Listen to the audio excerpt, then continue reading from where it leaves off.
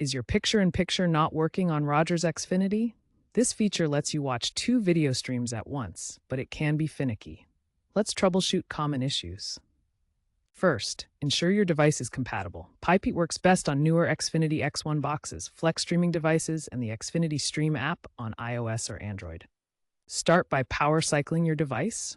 Unplug it for 30 seconds, then plug it back in to clear temporary glitches. Next, check for updates to the Xfinity Stream app in your App Store and clear the app's cache or data if needed. Ensure your HDMI output is set to HDMI ARC for proper audio sync during PIP.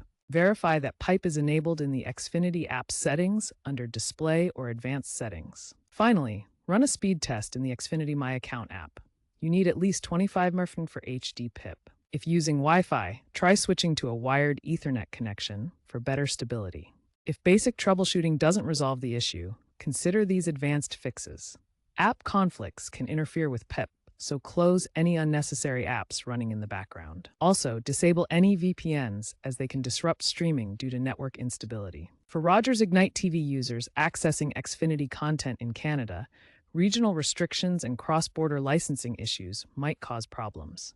Check Xfinity support forums for regional updates. If you're using a Roku device, disable Fast Start mode in Roku settings and enable background play in the Xfinity app settings. If problems persist, contact Xfinity support for assistance.